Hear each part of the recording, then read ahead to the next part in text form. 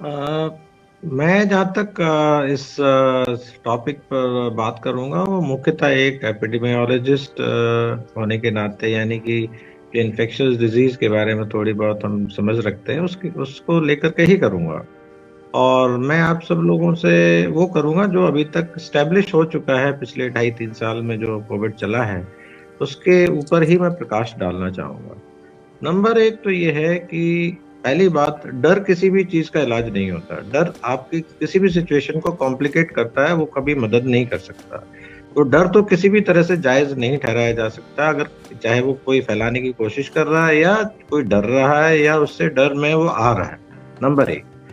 Number दो ये कि कोविड जो है अभी जो जिसके बारे में आप जिक्र कर रहे हो और जिसके बारे में आपने स्लाइड्स में भी दिखाया था, तो वो किसके ऊपर आधारित है? वो रिपोर्ट्स जो कि मीडिया में आ रही हैं, जो कि चाइना से संबंधित हैं, और शायद साउथ कोरिया में भी कुछ ऐसा ही दिखाया जा रहा है कि शायद वहाँ पे नंबर्स बढ़ रहे हैं।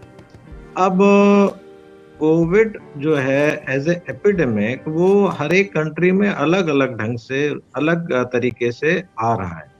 और जो ओवरऑल वर्ल्ड डेटा हम लोग देख रहे हैं कि एक्चुअली ज़्यादा वैक्सीनेटेड कंट्रीज में ये समस्या और भी गंभीर होती नज़र आ रही है, बजाय कि वो कंट्रीज जो कि लीस्ट वैक्सीनेटेड थी या कम वैक्सीनेटेड थी।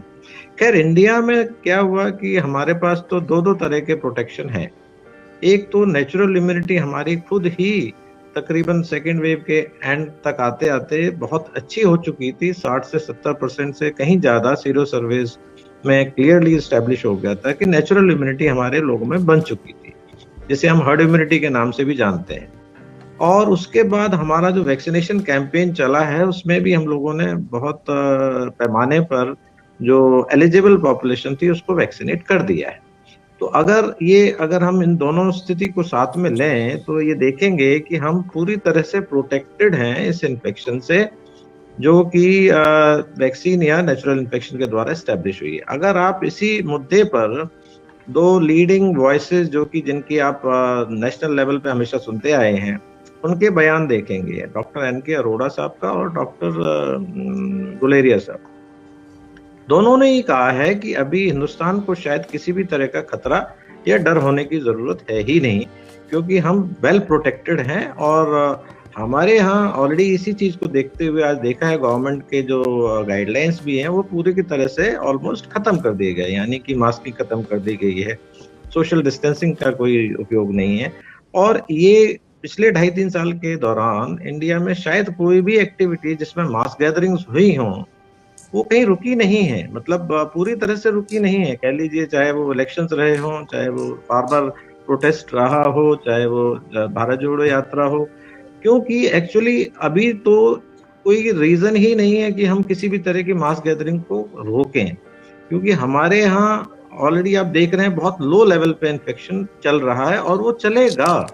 क्योंकि ये वायरस कहीं जाने वाला नहीं है, ये एक एंडेमिक वायरस बन चुका है। और जैसे कि हम जानते हैं कि कोरोना का ये पहला वायरस हमने नहीं देखा है, इसके अलावा 4 से 6 वेरिएंट 6 जो 6 कोरोना वायरसेस पहले से हमारे एनवायरनमेंट में मौजूद हैं, ये 7वां हो गया। तो अब ये 7वां एंडेमिक वायरस कोरोना वायरस हो गया है।